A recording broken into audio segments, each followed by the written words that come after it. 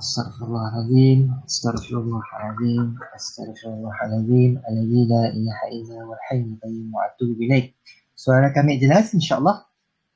Boleh kami tangga tangan naik ke apa? Cuba kita line biru atas ya. Apa line biru? Apa yang line biru? Klik line biru. Ya, what do you mean line biru? Oh, okey. Sorry.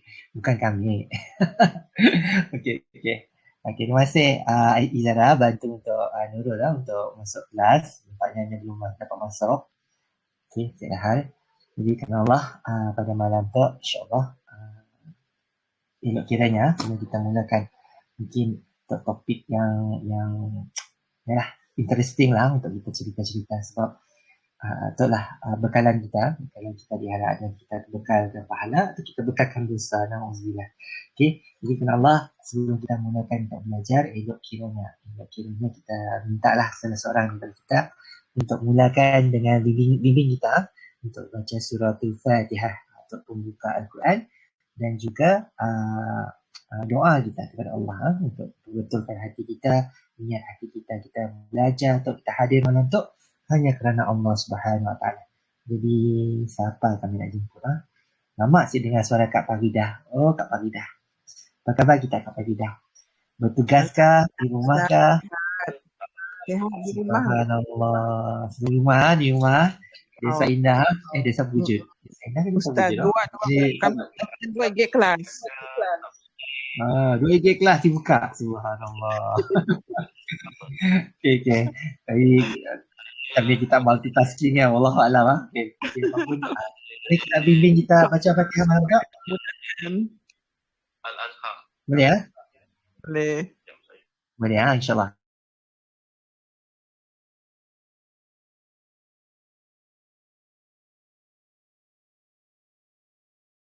Kita baca Fatihah dek, insyaAllah. Untuk yang lain-lain dengar sama-sama. Kami kah Ustaz? Oh, kita. Siapa lagi? Kami nak cari orang untuk baca dek. Silakan. Oh, okey. Boleh insyaAllah. A'udzu billahi minasy syaithanir rajim. Bismillahirrahmanirrahim. Alhamdulillahi rabbil alamin. Ar-Rahmanir-Rahim. Maliki yaumiddin. Iyyaka na'budu wa iyyaka nasta'in. Ihdinas siratal mustaqim.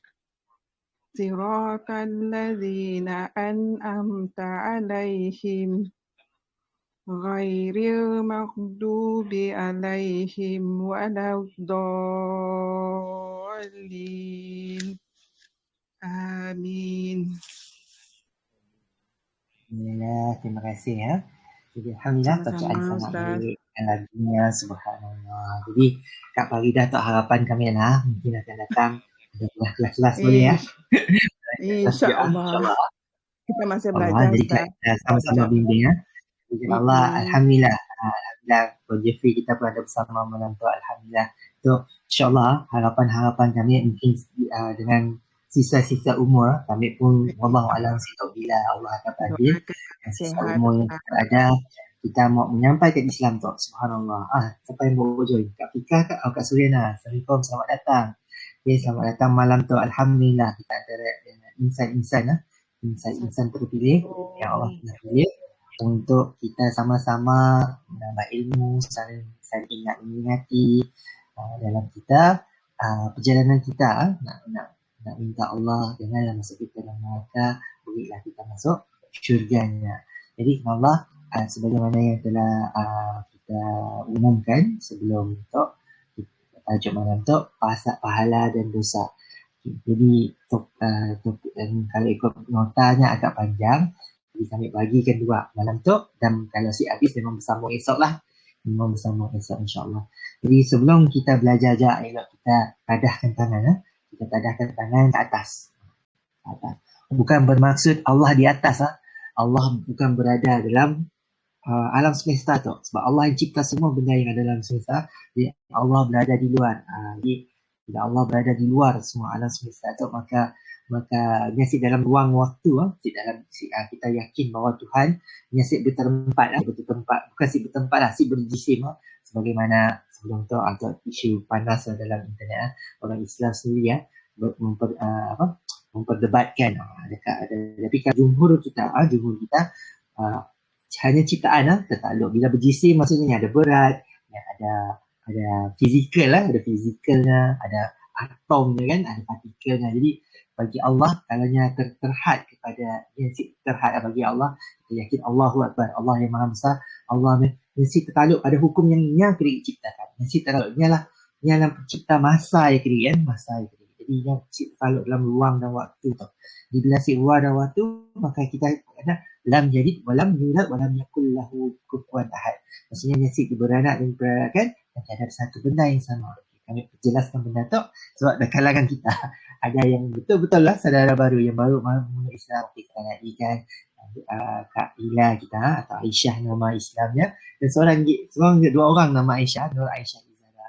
Alhamdulillah. Jadi malam tu bersama-sama kita ada saudara baru yang betul-betul baru, dan yang sebenarnya yang lain-lain tu sebenarnya selain kami yang lahir Islam, yang lain-lain tu semua saudara baru kita. Jadi apapun kita sedar kita ada anak-anak yang lahir dalam Islam, kita kena tanya diri masing-masing, adakah kita telah, walaupun kita tu seorang mu'alaf atau saudara baru yang baru memeluk Islam, bukan lahir dalam Islam, tetapi anak-anak kita bagaimana yang lahir dalam Islam. Jadi adakah dekat dengan agama atau jauh dengan agama, adakah mengamalkan Islam itu sepenuhnya, atau masih sama-sama adakah Tuhan itu betul-betul wujud, tengah melihat kita, tengah menilai kita, tengah menguji kita. Jadi Allah, kalau kita lihat alam semesta, pastinya kita yakin bahawa Tuhan wujud. Bagaimana mungkin kita tengok alam saling melengkapi, ada desainnya, ada keindahannya kan. Kalau benda yang rawak pasti kita tengok cakap ayam lah kan. Cakap ayam ada sistem chaos, porak-poranda kan. Planet pun set dah orbit, melanggar lah, hancur kan kita langgar kan. Jadi kalau tapi siapa yang menentukan, siapa yang design kan, macam kita tengok cantiknya handphone kita tadi, ada design, ada kaca, ada orang yang cipta dan ada orang yang mereka. Jadi kita tengok bagaimana dicipta kan, bagaimana air. Kita tahu kita daripada unsur tanah, dikatakan selalu kan manusia diciptakan daripada tanah. Tapi selain pada tanah, kita juga ada unsur air Dan pada unsur air, ada unsur electricity, bioelektrik. Atau kita berfikir tadi kan, hantarkan bioelektrik hantar kepada saraf-saraf kita, synapse kita kan. Elektrik synapse yang hantar supaya kita dapat bergerak dan sebagainya. Jadi kalau tiga komponen tu kita nanggah gitu, elektrik yang dan lampu, elektrik yang daripada kilat contohnya, yang semula jadi kilat elektrik semula jadi air dan tanah. Bagaimana mungkin tiba-tiba tiga tu tadi bercantum kilat panah kat laut pun ada tanah kat bawahnya kan, tiba-tiba jadi manusia. Takkan terjadi macam tu lah. Jadi bagaimana kita tengok sel pertama sekalipun, sel hidup pertama, bagaimana boleh jadi simbiosis, jadi dua sel tiba-tiba jadi organ, jadi makhluk pertama dan sebagainya. Melainkan Allah sendiri yang ada pencipta yang menentukan maka tercantum dengan izin Allah. Jadi kan Allah pada malam kita mohon kepada Allah, moga Allah pemudahkan kita memahami apa yang dimaksudkan dengan pahala dan apa yang dimaksudkan dengan dosa.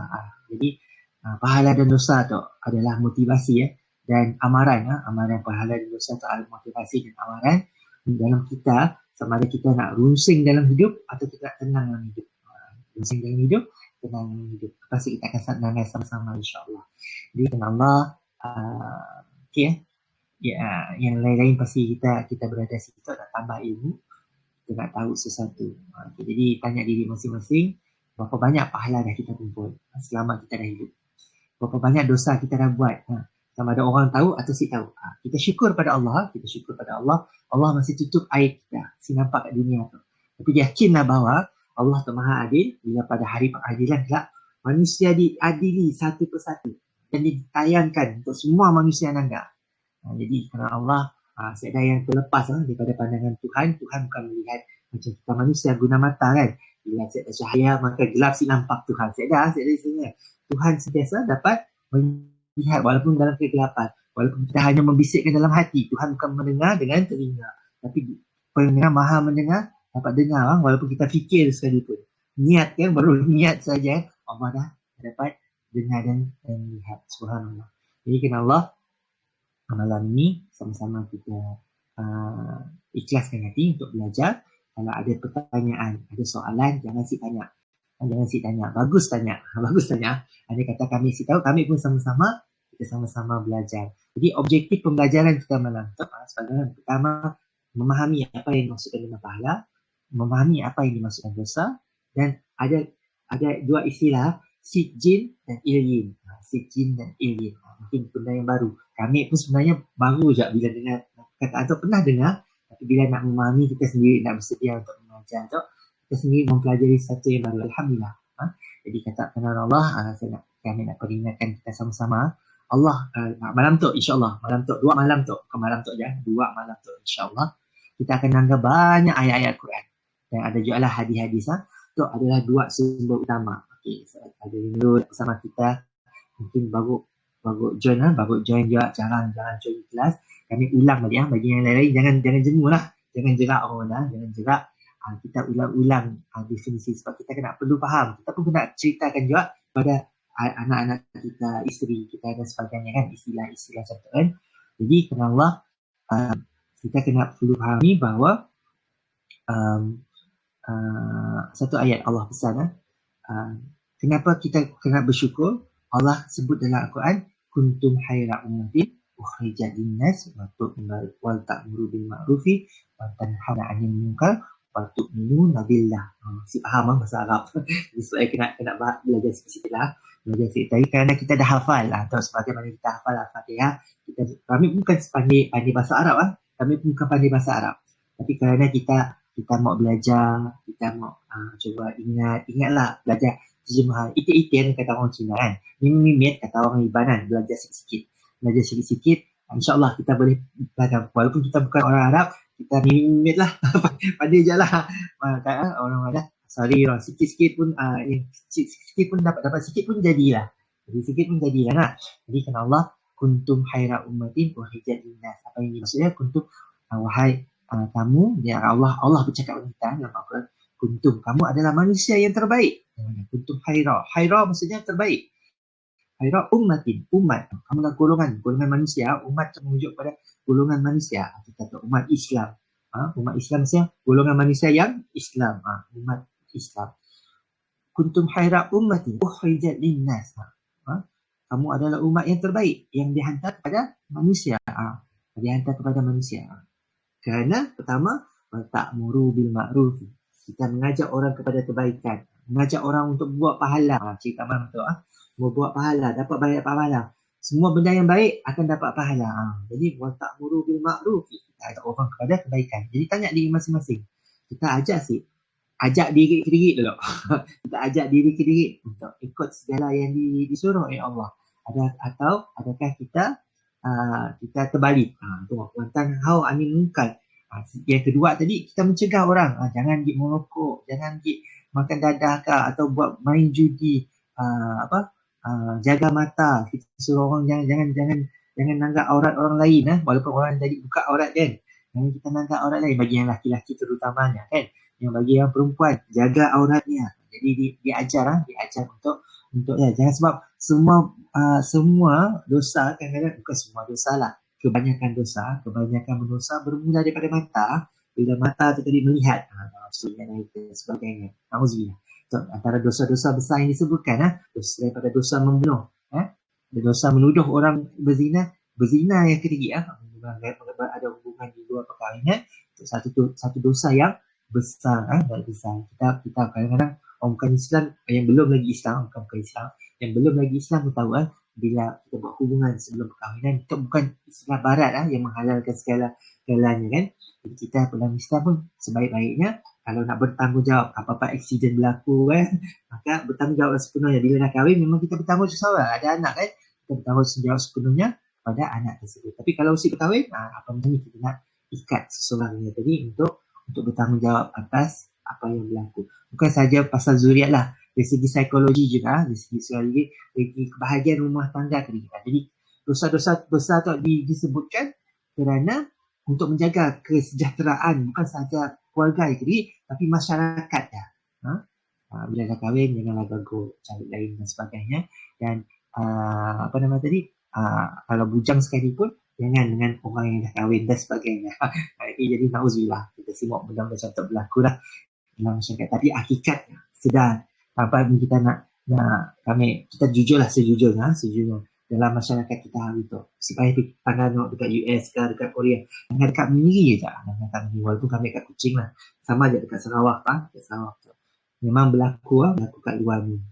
Banyak berlaku makan rasuah, banyak berlaku kemusnahan alam, banyak berlaku hubungan yang sepatutnya berlaku dan sebagainya kan.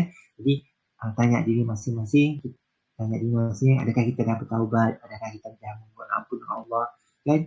Sebab insyaAllah doa hari tu kita akan langgar perhitungan timbangan pahala dan dosa, dan bagaimana kita kelak esok hari kita akan insyaAllah esok hari kita akan langgar bagaimana apa jalan-jalan untuk kita dapat masuk syurga tanpa hisap.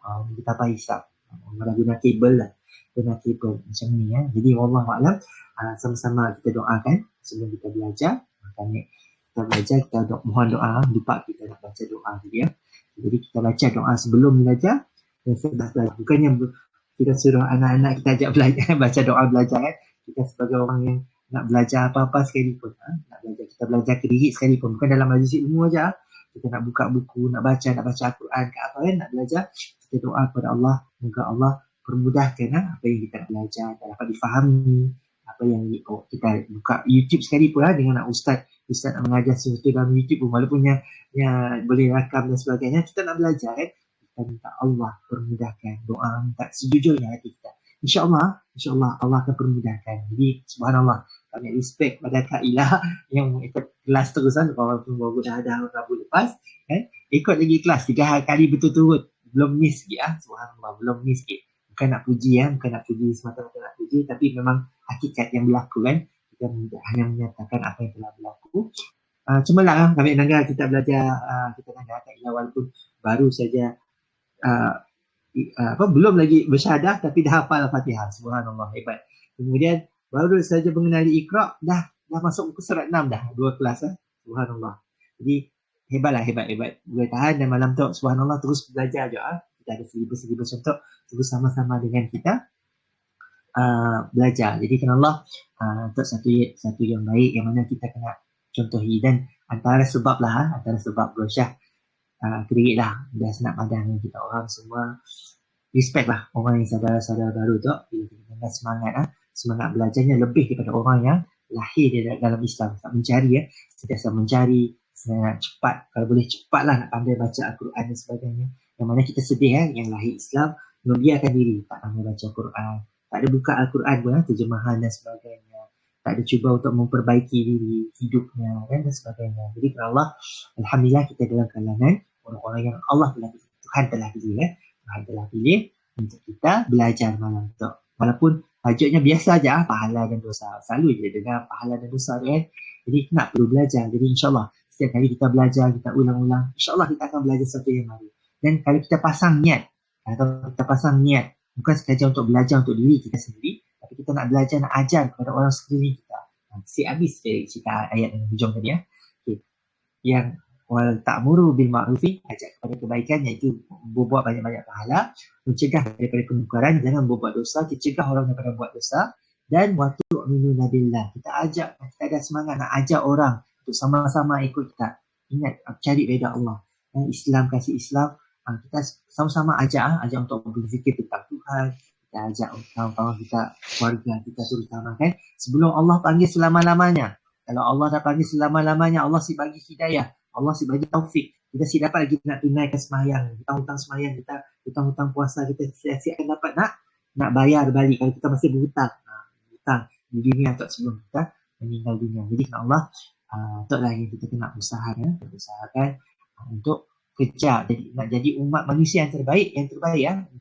Sebab pahala dan dosa tu apa tujuannya? Allah nak lihat, Allah nak uji kita dalam kalangan siapa yang terbaik, yang layak untuk syurga Allah. Itulah ukurannya, bukannya wang ringgit, bukannya dapat di lobi macam apa? Allah tak di lobi di rasuah untuk masuk ke dalam syurga, tapi ada timbangan yang adil. Timbangan yang adil. Kalau ada dosa yang ada, pastinya pahala tu adalah ukuran untuk ganjaran-ganjaran, dan maka dosa tu adalah ukuran untuk berapa banyak nak dihukum untuk segala dosa. Jangan kita fikir terlepas dengan penipuan ke apa dosa yang kita lakukan, kerosakan yang kita lakukan, yang kezaliman yang kita lakukan. Sebab tu kita selalu membaca doa Nabi Adam, Rabbana zalamna, Rabbana ya Allah ya Tuhanku, aku menzalimi diriku sendiri. Kita sedar kita menzalimi diri sendiri. Dan hari itu sebenarnya walaupun kita rasa kita baik, bahaya. Mungkin kita rasa diri kita bagus, sebenarnya satu yang bahaya, syaitan tengah membisik-bisik, kau tak bagus tak, supaya ajak orang lain. Jadi kita bila kita rasa bagus, kita rasa kita mengendah-endah kepada orang lain, maka kita terfikir pun untuk ajak orang lain sama-sama untuk bagus macam kita. Jadi itu satu tanggungjawab sebenarnya. Kita sebagai umat akhir zaman yang datang selepas Nabi Muhammad, setiap lagi Nabi yang akan kita, maka para ulama adalah pewaris Nabi yang dihantar untuk memberi kepada kita sebagai umat Islam. Ada tanggungjawab untuk ajak orang yang belum lagi Islam, keliling kita, jadi contoh yang terbaik. Jadi contoh yang terbaik. Kalau kita kelakar sekalipun, kita ada contoh yang baik untuk kepada nak ajak kepada kita. Jadi subhanallah, 20 minit dah. 20 minit kita mukadimah dah. Jadi Allah, sama-sama kita berdoa untuk kita difahamkan tentang pahala dosa. Kita guna nota. Pertama-tama kami minta maaf, saya dapat poin untuk kita guna nota asal yang software yang diberi oleh Hidayah Center. Jadi Allah, sama-sama kita berdoa. Bismillahirrahmanirrahim. Alhamdulillahirrahmanirrahim. Allahumma aftah alaina hikmataka wa anshur alaina min hazain rahmatika ya arhamar rahimin. Rabbi zidni ilman warzuqni fahman. Rabbi shrah li sadri wa yassir li amri wahlul 'uqdatam min lisani yafqahu qawli. Doa ringkas, insya-Allah boleh belajar, boleh fahami terjemahannya. Mungkin hari itu kita ceritalah apa yang dimasukkan dengan doa ya, tapi kita nak terus masuk kepada tajuk kita. Jadi Allah mohon izin untuk share screen.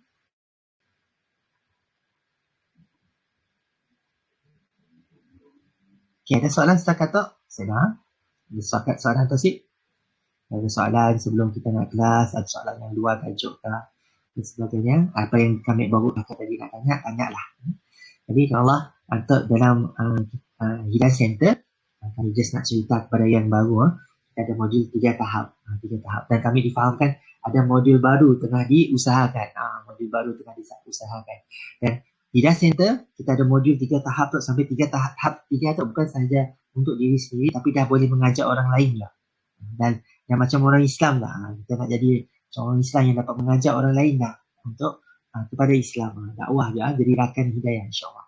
Jadi kalau Allah, malam tu kita sambung kepada tahap kedua. Dalam tahap kedua, tajuk yang keempat itu pahala dosa. Kalau seminggu lepas boleh tengok rakaman, ada rakaman kita kongsikan sebelum-sebelum tu. Dalam Telegram boleh scroll up, cari kelas sebelum tu yang kita cerita tentang halal dan haram, berkaitan lah. Bila kita buat yang halal pastinya dapat pahala, dan bila kita buat yang haram pastinya dapat dosa.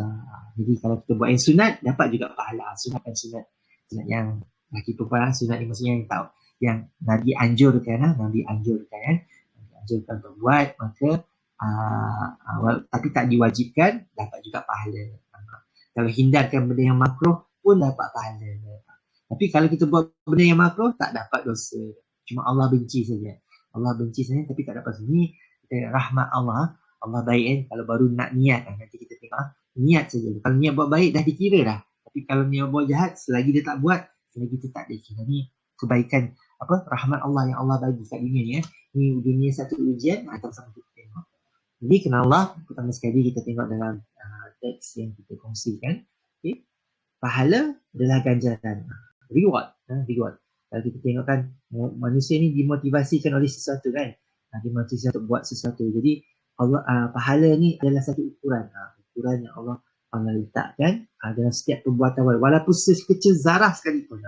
Tapi sekecil tak nampak, manusia sendiri tak nampak, tak ada orang dia tahu sekalipun perbuatan baik tu, terusnya Allah akan balas. Allah akan balas dengan kebaikan. Akan dapat. Walaupun kita tadi sembahyang sebelum subuh tadi 2 rakaat, sembahyang sunat 2 rakaat sebelum subuh, maksudnya pagi awal tu, belum matahari naik kan. Ada sembahyang fardu 2 rakaat. Tapi kita sebelum sembahyang fardu kita sembahyang sunat. Allah kata Allah bagi dunia dan seisinya. Itu ganjaran pahala di dunia seisinya. Subhanallah. Jadi itulah kita dekat dunia ni, kita nak banyak-banyak sembahyang, banyak-banyak buat kebaikan, sedekah, banyak-banyak anjurkan buat kebaikan yang ada. Jadi pahala ni merujuk kepada ganjaran atas perbuatan baik. Baik itu bukannya yang difikirkan oleh manusia, tapi yang Allah sendiri sebut. Yang Nabi kita, melalui Nabi kita Nabi Muhammad SAW. Jadi kita bukan dapat cakap dengan Tuhan ni kan. Kita percaya bahawa Tuhan telah hantar Nabi-Nabi. Dan Nabi-Nabi ni bukan sahaja menjadi contoh kepada kita untuk kita ikut apa yang telah diajar kepada kita, tapi dia ada juga didatangkan dengan wahyu Tuhan. Wahyu Tuhan. Kalau Nabi Muhammad dengan Al-Quran yang merumus segala kitab yang datang terdahulu, yang hukum yang untuk syariat yang akan kekal, yang dijaga kita, yang kita belajar juga untuk baca, kita jaga baca dalam bahasa Arab tu, kita hafal dan kita cuba hayati dan amalkan terus dalam kita itu jadi prinsip lah. Jadi kalau yang ayat yang Bro Syah baca tadi, kuntum khaira ummatin, itu surah Al-Imran. Surah Al-Imran, surah yang keempat. Surah Al-Fatihah, surah Al-Baqarah, surah yang ketiga. Surah keempat, surah An-Nisa. Surah An-Nisa, Al-Imran, surah yang ayat 110. Ayat 110. Kata Allah dalam surah Imran juga, inna dina innallahi Islam, tu ayat 3. Ayat ketiga. Kalau tak silap lah. Ayat ketiga. Ayat ketiga, inna dina innallah, maksudnya tadi apa? Tak ada agama, tak ada cara hidup. Tak ada cara hidup yang Allah dapat terima, melainkan cara menyembah Tuhan yang satu, iaitu maksudnya Islam. Islam maksudnya apa? Kita menyembah diri, menyerah diri kepada Tuhan yang satu tadi, Tuhan yang Maha Esa. Dan ikut apa yang Allah pencipta kita adalah bagi guide kepada kita, kita ikut segala-galanya. Jadi Allah, kita fahami bahawa sekarang ni kita nak faham apa yang konsep ganjaran, reward tadi. Sebab manusia perlu dimotivasikan. Allah tahu, Allah cipta kita kan. Memang kita ada free will. Kalau kata free will. Nak ikut atau tak ikut. Tapi Tuhan baiknya, sayangnya Allah pada kita, dia bagi motivasi dengan istilah pahala tadi. Dan dia takutkan kita dengan istilah dosa tadi. Kalau kita buat benda yang dilarang, yang diharamkan tadi, dapat dosa kan. Jadi yang ni jadi ukuran. Jadi kita sebagai manusia, kita selalu berhitung hitung berapa banyak duit yang kita ada, cukup tak untuk bayar sewa atau bayar loan rumah atau apa hutang-hutang yang kita ada, atau kita nak kira harga telefon berapa, semua benda kita kira. Kita nak beli barang ke apa, semua kita kira, semua kita berkira. Even kadang-kadang kita bekerja pun kita kira juga bila nak balik, bila masa nak balik apa semua, bila nak turun kerja, semua kita sentiasa berkira-kira.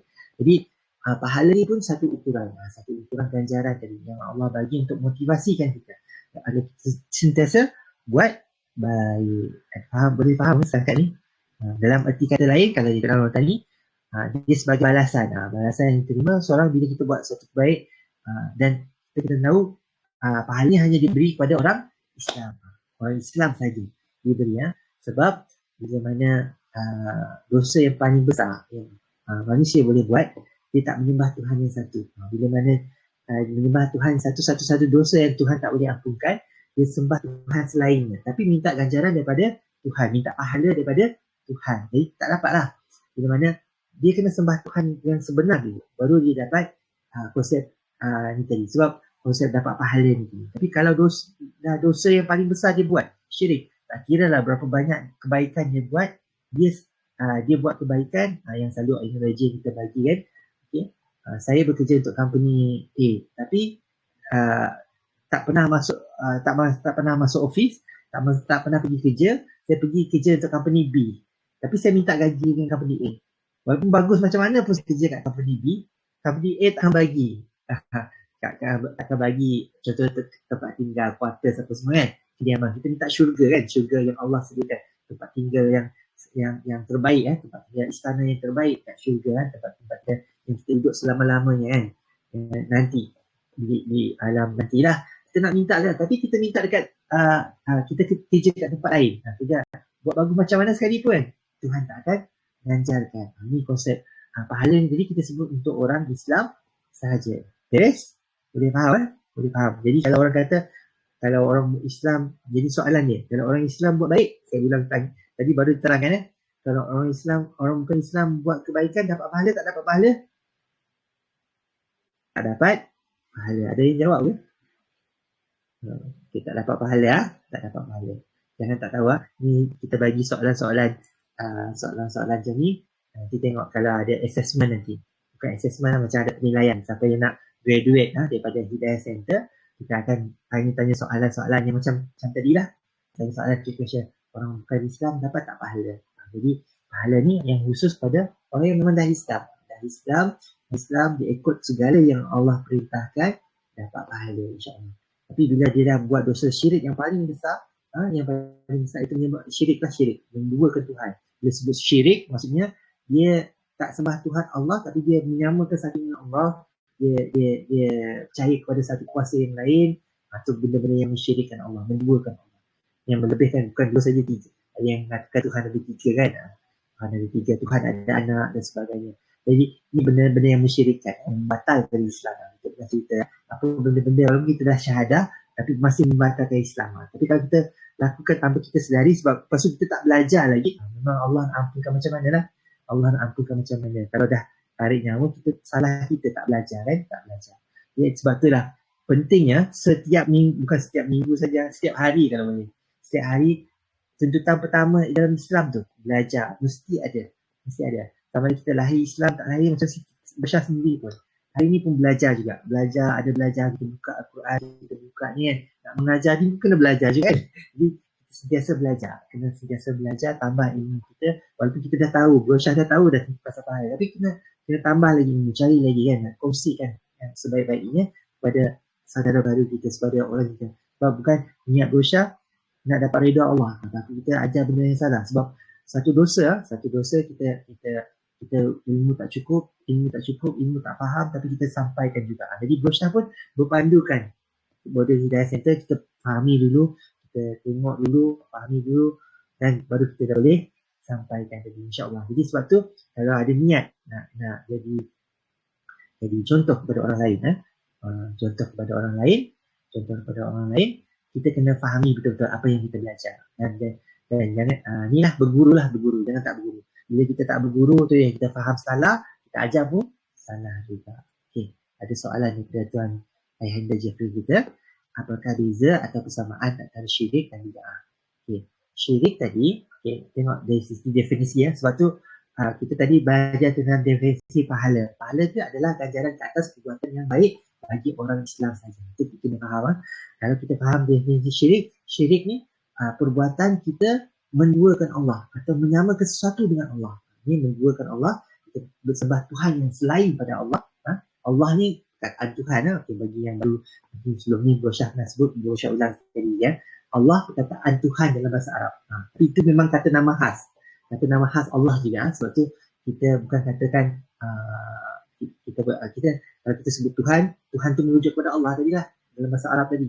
Kalau dalam bahasa Iban bukan sebagai pertara, tapi bukan pertara dalam bentuk pokok, bukan pertara dalam yang bentuk kuasa hantu yang jin dan sebagainya kan, mambang tanah, mambang jin dan sebagainya, bukan yang macam tu, bukan Tuhan pertara yang macam tu, itu pertara yang satu, pertara yang tak pernah mati, yang sentiasa hidup, yang pertama, yang terakhir, yang memang kekal lah, yang selamanya, yang daripada awal pun memang dah ada, dan akhir pun dia tetap wujud lah. Jadi Allah yang ini Tuhan yang tak pernah mengantuk, yang tak perlu makan, tak perlu diberi makan, tak perlu diberi mandi juga, tak perlu. Tuhan bukan Tuhan yang lemah. Yang kita sebutkan, sebab tu kita selalu sebutkan Subhanallah, Tuhan suci daripada segala kekurangan. Ini pertara macam tu lah, pertara tencu macam tu yang kita sembah. Jadi dalam bahasa Cina tencu kan, dalam bahasa English God, kita sebut God Almighty, God Almighty, yang paling hebat, yang paling kuasa, tu yang patut sembah. Kalau ada Tuhan yang bawah yang kurang sikit kuasa, bukan Tuhan lah tu. Tuhan yang paling kuasa tu yang kita sembah, yang mencipta kita, yang menentukan segala-galanya kan. Tuhan tu lah yang kita sembah. Jadi tak kira lah apa perkataannya, tapi dalam bahasa Arab tu sendiri kita rujuk kepada Allah Subhanahu wa ta'ala. Subhana maksudnya subhana, yang suci daripada segala kekurangan, ta'ala yang paling tinggi. Yang paling tinggi, yang ta'ala paling tinggi. Jadi bila disebutkan tentang syirik tadi, itu yang maksud. Tapi bila sebutkan bid'ah, bid'ah ni maksudnya benda yang baru. Kalau maksud benda yang baru, bid'ah ni selalu merujuk pada satu ibadah, satu perbuatan, satu amalan yang kalau ikutkan dalam zaman Nabi sendiri tak pernah perkenalkan. Nabi tak pernah perkenalkan. Contohnya Al-Quran itu sendiri. Kita tengok Al-Quran hari ni, Al-Quran dalam bentuk buku kan. Al-Quran bentuk buku itu satu bid'ah yang baru sebenarnya. Kalau ikutkan bid'ah, bukan bid'ah. Kalau ikutkan sebenarnya Al-Quran ini dihafal. Itu yang kita baca kan. Baca hafalan, ada guru, kita berguru dengan orang, kita belajar, kita hafal, kita dengar, pastikan sebutan kita betul. Dan walaupun kita ada mushaf kita masing-masing, bila hafal memang kita tulis kan dalam bentuk mushaf. Sebenarnya sahabat-sahabat memang daripada awal bukan kita katakan Nabi tak ada suruh orang catat, tapi bila nak dibukukan, disatukan dari satu buku, sebab Al-Quran tengah diturunkan. Bila Al-Quran tengah diturunkan, ada sebab dia lah Nabi tak suruh bukukan zaman dia masih hidup kan. Wallahu a'lam. Hikmah yang Allah Tuhan sendiri telah takdirkan dan Allah ilhamkan kepada yang datang kemudian, generasi yang paling bagus, yang Nabi sendiri yang ajarkan, para sahabat sendiri dapat ilham bila mana banyak yang hafal Al-Quran meninggal. Memanglah perlu usaha untuk dibukukan, sebab macam hari ni, sebab kita cerita pasal keaslian Al-Quran, cari balik macam mana Al-Quran dijaga. Jadi bila sebutkan bid'ah tadi, bid'ah ni satu benda yang baru yang diintroduce. Tapi bid'ah ni bukan semua yang dolalah. Dia ada hasanah, dia ada dolalah. Bid'ah ni maksudnya hasanah, jadi benda yang baik. Benda yang baik yang baru, tak ada Nabi perkenalkan. Tapi sahabat-sahabat ada contoh daripada sahabat-sahabat. Sebab Nabi kata, ikutlah generasi, ikutlah aku, ikutlah Nabi, ikut saya, kau ikut Bosya. Nabi sebut, Nabi ikut aku, ikutlah sahabat ni, generasi sahabat-sahabatku yang terbaik, yang generasi kedua terbaik, sahabat-sahabat aku, yang ikutlah yang datang selepasnya dan selepasnya. Maksudnya yang datang selepas sahabat tabi'in, yang datang selepas sahabat tabi'in, tabi'in. Ni 4 generasi Nabi sendiri, sahabat, kita ikut Nabi, sahabat, tabi'in dan tabi'in. Okay? Imam 4 yang mazhab tu dalam golongan tabi'in. Jadi kita ikut ajaran sebab masing-masing. Itulah zaman di mana ada pandangan Imam Ahmad. Ini cerita yang panjang lagi cerita panjang lagi. Kalau ada perbezaan pandangan, kita manusia kan ada perbezaan pandangan kan. Kita tengok satu ayat ada berbeza pandangan dan sebagainya kan. Jadi kita kena raikan perbezaan ni sebab ada hikmah. Allah hantar ni supaya kita luas pandangan, tak jumut ni, saling kenal mengenali. Sebab tu kata ilmu Al-Quran, ilmu Allah ni sangat luas. Tak payahlah cerita macam matematik, English, yang ilmu-ilmu lain kan, ilmu-ilmu lain ada kan. Memang banyak perdebatan, perbahasan tentang cara mana yang betul, macam mana nak buat perkataannya, bahasa yang bagus ni ayat yang baik dan sebagainya. Memang ada perdebatan. Orang ni kata cara ni bagus ni. Memang ada perbezaan pandangan. Apa-apa ilmu sekalipun. Jadi kerana Allah, dari segi tasbih, sebab tu kita kena balik kita kena balik pada mufassirin, kita kena balik pada ulama-ulama kita, guru-guru kita. Biar luas pandangan, banyak belajar dengan brosyah, belajar juga dengan ustaz-ustaz lain yang jauh lebih hebat daripada brosyah. Jadi kita sebagai mu'alaf, brosyah ni ajar yang asas lah, sepatutnya asas dari perkenalan pada pahala dan dosa tadi. Jadi kita balik pada tengok pada teks tadi.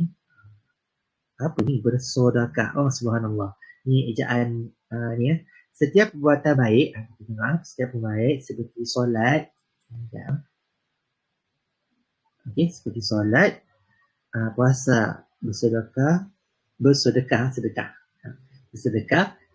dan lain-lain, Allah akan balas dengan ajaran yang istighfar. Jadi semua perbuatan baik.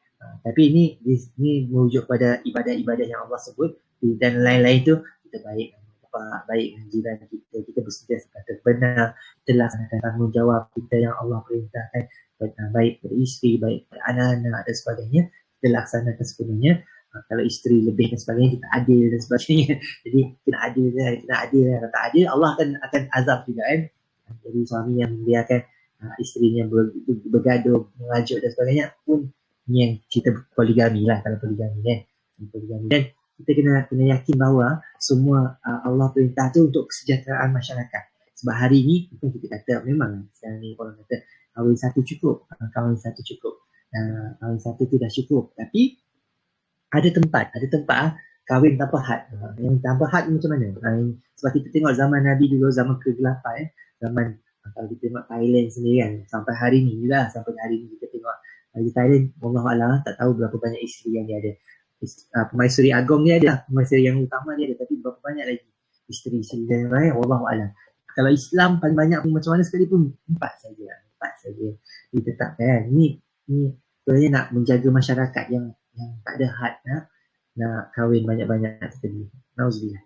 Jadi alhamdulillah kita dah Islam, kita ikut aja. Allah dah bagi guideline, Allah dah bagi Nabi, dah hantar Nabi. Sebagai contoh, kita tinggal nak belajar insya-Allah. Jadi kalau kita tengok seterusnya, insya-Allah kita habis pukul 9.30, kita ambil ni 1 jam ni, 1 jam untuk kelas kita. Jangan habis-habis lama-lama, paling lambat pukul 10 lah. Okay? Jadi kena Allah, kalau kita tengok seterusnya, ni kita tengok banyak ayat Al-Quran. Jadi dalam surah yang paling panjang, surah Al-Baqarah yang datang selepas Al-Fatihah. Subhanallah. Okay? Surah Al-Baqarah ni dia cerita pasal orang Islam, orang yang bertakwa. Dalam ayat dia cerita pasal orang kafir, pasal orang munafik.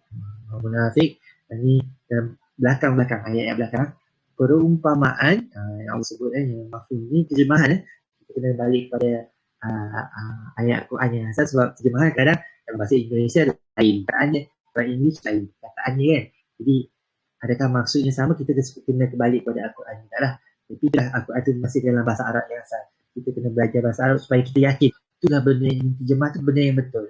Jadi bagi yang baru yang bersama kita, kalau tengok yang dalam kurungan tu sebenarnya tak dalam ayat, tapi dia berdasarkan hadis, berdasarkan ini membantu kita membagi kefahaman. Jadi Islam dia bukan macam Bible lah, kadang-kadang tak dapat bezakan mana yang betul-betul ayat yang daripada Tuhan, mana yang ditambah oleh scribe atau yang penulis Bible tu sendiri, yang ditambah-tambah sendiri. Kita tak dapat bezakan siapa yang tambah, yang ditulis oleh Paul, yang ditulis oleh John Luke yang jadi saksi kan. Kita tak dapat bezakan mana yang betul-betul yang dikatakan oleh Jesus, mana yang ayat Allah Tuhan sendiri, Allah Tuhan sendiri, mana yang ditambah-tambah penerangan atau kesaksian daripada penulis tadi. Jadi kita dapat bezakan kalau kita baca Bible. Tapi beza dengan Al-Quran, setiap yang ayat bahasa Arab tu, itu memang kata-kata Allah sendiri. Kata-kata Allah. Surah Al-Alhamdulillah, Allah sendiri memuji diri dia, dia ajar kita. Untuk kita pun sama-sama puji Allah. Dengan macam Alhamdulillah, sebut Alhamdulillah. Segala puji bagi Allah. Nak syukur kepada Allah, puji Allah.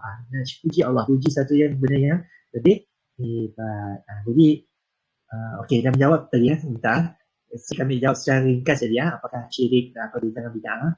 Dari segi istilah aja memang dah berbeza. Syirik tadi kita menduakan Tuhan, bid'ah tadi adalah benda baru yang dikenalkan. Dan bid'ah tu ada yang bagus, yang boleh diikut, ada benda yang memang baru yang sengaja mengada-ngadakan lah. Contohnya kita semayang 5 waktu, tiba-tiba tambah semayang 6 waktu. Ya bid'ah yang dolalah, yang memang palsu lah. Okey. Kini tu kita dah bulan Rajab, tapi ada cerita Madi Safa. Jadi Madi Safa tu subhanallah, wallahualam sini asal usulnya dan sebagainya. Kita apa-apa pun tentang hukum Madi Safa tu tadi, kita balik kepada balik kepada mufti kita. Daripada mufti kita. Mufti kita yang walaupun satu amalan dalam masyarakat benda yang sensitif yang kita nak tegur. Orang dulu semua dah pola kan. Jadi bila saya ada orang tegur, kita persoalkan sebab kita dalam Islam dia nak menghapuskan adat-adat yang salah. Memang kalau adat warisan yang memang betul, ada sandaran daripada Nabi sebut, memang kita buat. Jadi mandi Safa tu, subhanallah, mungkin daripada zaman-zaman dulu kita dalam Hindu pun ada mandi sungai kan. Mandi sungai kita ada jenis is it John the Baptist? John the Baptist, Nabi Maryam, Jesus dibaptis di sungai Nil, sungai dekat Palestin lah, sungai Jordan. Alhamdulillah, ingat dah nama sungai mesti ingat je lah. Okay, kelak kita cari apa nama sungai yang Jesus, Nabi Isa dimandikan.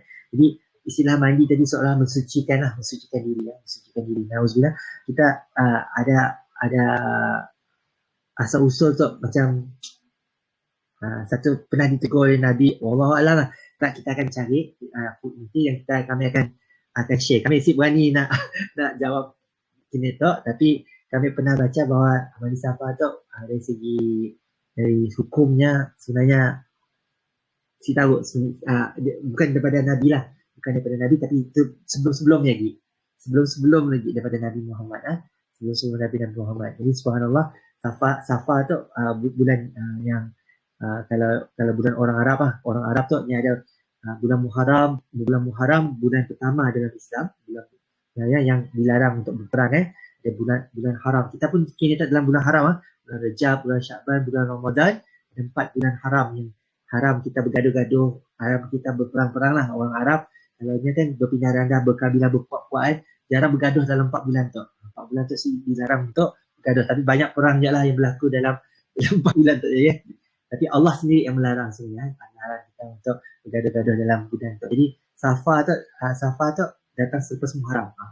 Bila lepas Muharram, Safa tu selalunya orang Arab akan berhijrah daripada satu tempat yang akan bergerak. Jadi wallahualam sini datang asal-usul Safa tu, tapi ini satu adat yang diamal juga. Dari segi hukum kena wujud bagi kita, kena wujud. Tapi mandi memang sangat-sangat sunat lah, dianjurkan kita membersihkan diri. Tapi kalau ada kepercayaan bahawa Allah boleh ampunkan segala dosa dengan mandi tadi, tanpa kita tadi bertaubat, tanpa kita mohon ampun dengan Allah ni, bukan hanya dengan mandi saja, mandi je kita boleh tenang diri kan. Nauzubillah, jangan kita yalah takut ada kepercayaan macam ni, bahaya untuk kita. Jadi dosa tu hanya dapat diampunkan dengan taubat. Taubat ni taubat yang kita pernah ceritakan sebelum tu. Taubat tu tadi bukannya maksud jadi kalau dalam agama-agama lain sebelum tu agama yang ada, dengan hanya mempercayai bahawa Nabi Isa anak Tuhan, maka diampun segala dosa, masuk syurga terus. Sekiranya kita seorang pembunuh kah, kita seorang apa, tanpa kita bertaubat pun kita percaya je. Untuk diajarkan. Sekarang Bible sendiri mesti ajar macam ni. Dalam Bible sendiri pun perlu ada repentance, perlu ada taubat juga. Jadi diajarkan siapa-siapa yang dah confirm syurga. Jadi bahaya juga bagi kita nak madah siapa yang bersyahadah dan masuk Islam, confirm syurga baginya. Sedangkan orang yang lahir Islam sendiri pun, yang lahir Islam saya confirm syurga. Saya dah Islam confirm. Dia bergantung pada kita lagi. Walaupun kita boleh celaka, semua orang boleh celaka bahawa kita tak Islam, kita tak dan sebagainya. Tapi bila mana bergantung dengan perbuatan kita dan apa hati kita tadi. Betul-betulkah kita yakin Allah ada? Betul-betulkah kita mengharapkan syurga Allah ada? So, dah hujung nyawa tadi baru nak menyesal, baru nak dah terlambat lah.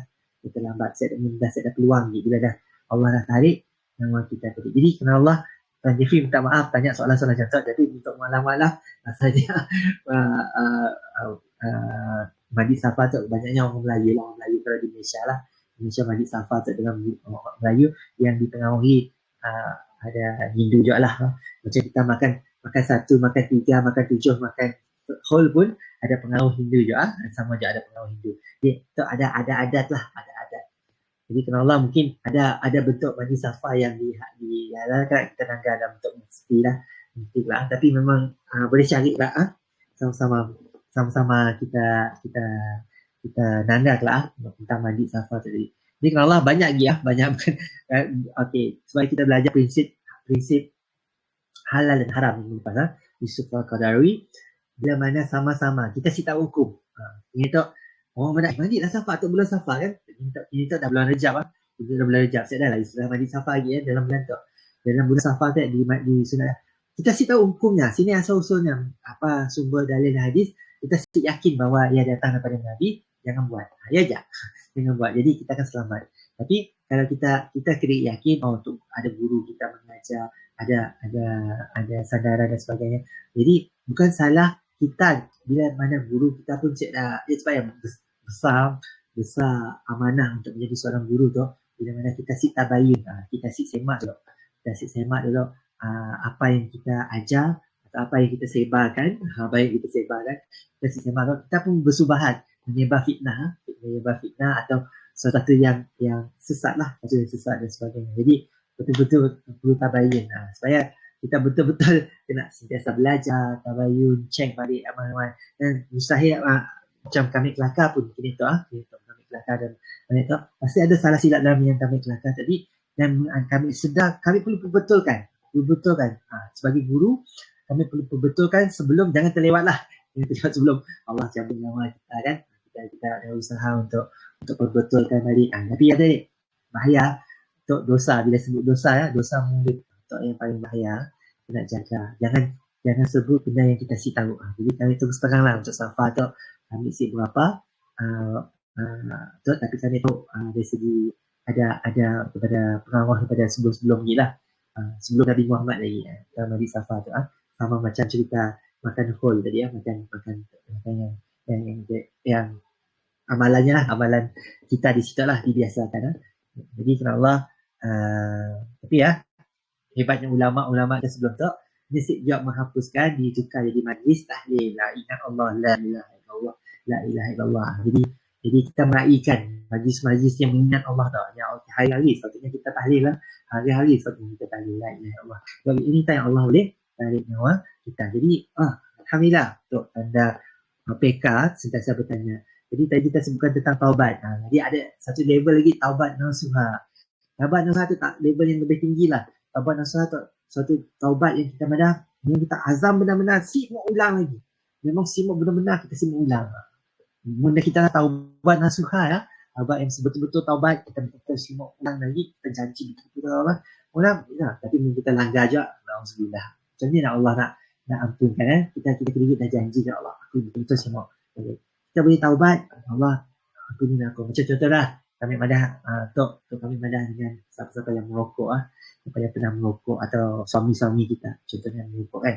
Seperti Islam melarang kita untuk menzalimi kita, untuk sengaja makan racun rokok tu ada 43 racun dalam rokok nauzubillah. Sengaja merosak saja benda baik yang datang, bukannya bahaya untuk perokok saja, yang lebih bahaya orang asap dia dihisap oleh anak-anak kita, isteri kita, orang keliling kita kat kedai makan dan sebagainya, lagi bahaya. Jadi kita memudaratkan orang lain ini. Jadi nauzubillah bagi yang perokok, kita tahu belum tentu kita dapat berhenti jadi belum tentulah kita dapat taubat nasuha tadi. Kita taubat, ya Allah ampun, astagfirullah.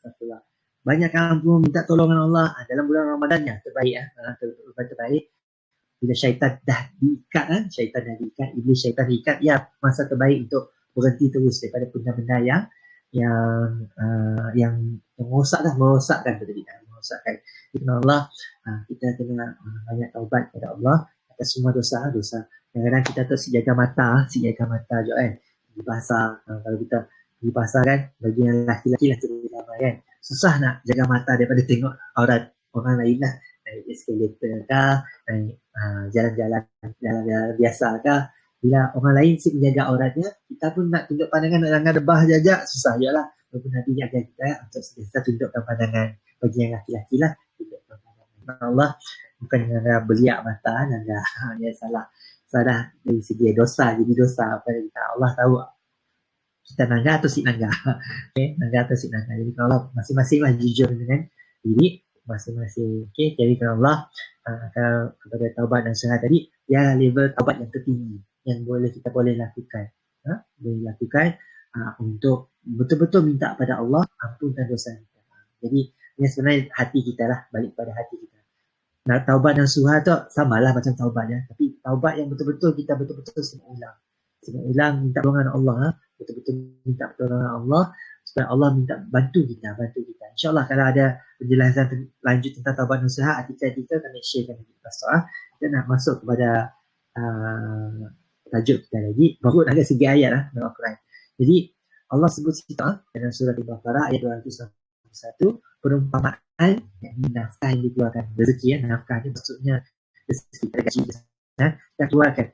Orang yang menafkahkan hartanya di jalan Allah. Maksudnya tadi, apa-apa rezeki yang kita ada, kita gunakan secara halal lah, secara halal keluarga kita. Untuk, bukan keluarga kita ajak, tapi untuk umat Islam sendiri. Untuk umat Islam sendiri kan. Kita kebaikan Islam sendiri. Macam kita bantu untuk bangunan masjid, kita bantu untuk anak-anak yatim, kita bantu untuk orang-orang fakir miskin, kita bantu saudara baru yang baru memeluk Islam yang mungkin dibina oleh keluarga, saya tempat tinggal, saudara sepinggang, kan, saudara sepinggang datang kita bantu kan. Jadi walaupun tadi kita pun susah sebenarnya, tapi kita keluarkan juga sebahagian daripada harta kita.